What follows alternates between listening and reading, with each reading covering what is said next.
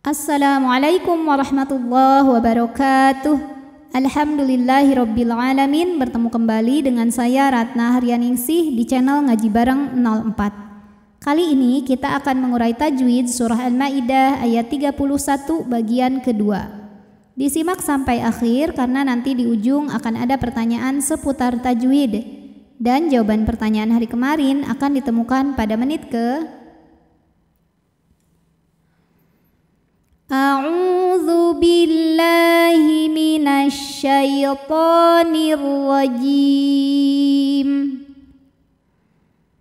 Bismillahirrahmanirrahim. Qa hukumnya adalah mad tabi'i zahiri. Sebab ada alif yang sebelumnya berbaris fathah, maka huruf qaf panjang 2 harokat. Qala ya hukumnya adalah mad tabi'i muqaddar. Karena ya berbaris fathah panjang, maka huruf ya kita panjangkan 2 harokat. Qala ya wai ada harfu lin atau huruf lin.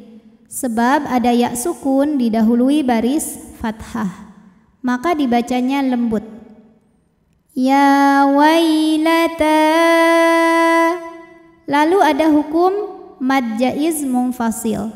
Sebab ada mad tabi'i bertemu hamzah dalam 2 kata.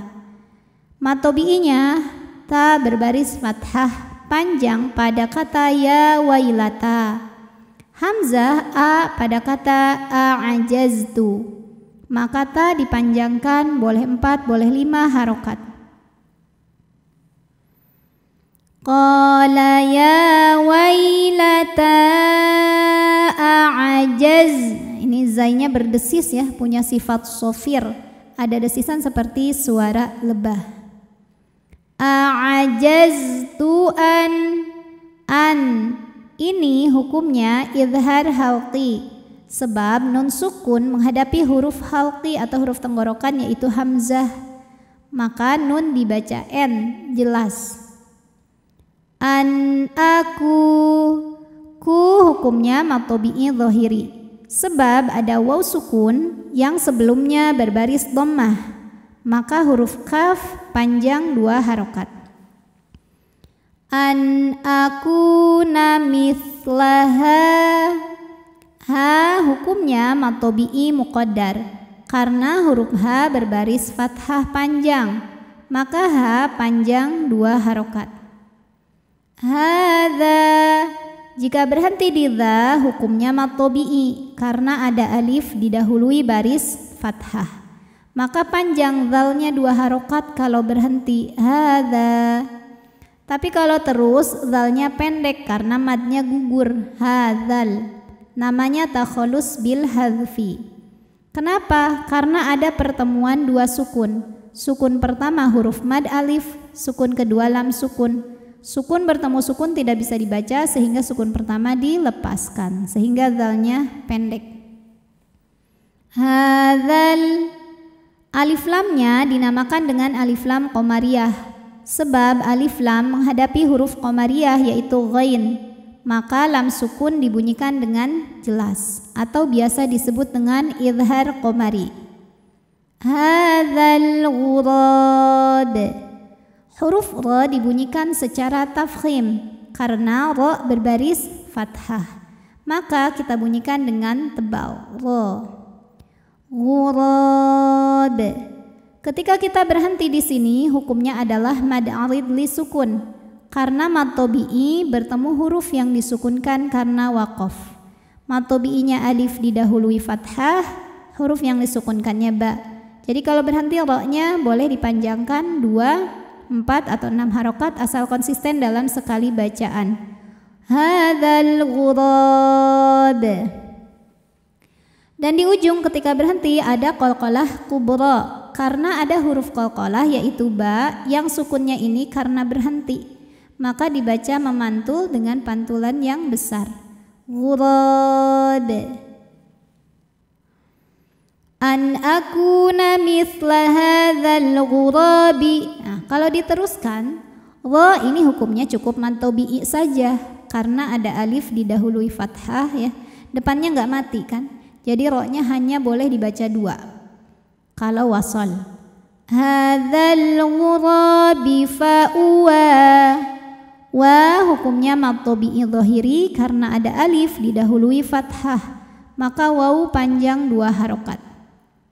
Fa'uwariya. Huruf ra dibunyikan secara tarqiq sebab berbaris kasrah, maka dibaca tipis. Fa'uwariya saw. Saw ada harfulin sebab ada waw sukun didahului baris fathah, maka dibacanya lembut atau lunak. Sawata akhi. Khi hukumnya adalah mad tabi'i dhahiri karena ada ya sukun sebelumnya baris kasrah, maka huruf kha panjang 2 harokat. Akhi. Kemudian di atasnya ada tanda waqaf, namanya waqaf jaiz, boleh berhenti, boleh terus. Fa'als. Nah ini sodnya berdesis ya, punya sifat namanya sofir, jadi ada desisan seperti suara angsa. Fa'asbaha minan. Kemudian ada alif lam syamsiyah karena alif lam menghadapi huruf syamsiyah yaitu nun, maka alif lam tidak kita baca ya, atau diidghamkan. Oleh karena itu biasa disebut dengan idgham syamsi. Minan.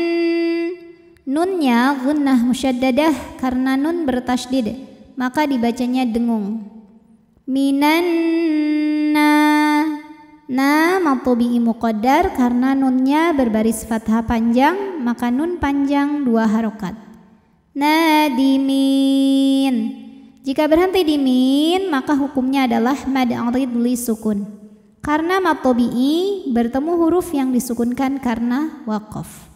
Mad tabi'inya ya sukun didahului kasrah, huruf yang disukunkannya nun. Jika berhenti mi ini boleh panjang 2, 4 atau 6 harokat asal konsisten dalam sekali bacaan. Nadimin. Oke, terakhir di sini ada tanda waqaf. Nama tanda waqaf ini adalah waqaf mu'anaqah atau waqaf muraqabah. Nah, tanda waqaf ini sepasang biasanya ya. Tanda waqaf titik 3 ada sepasang.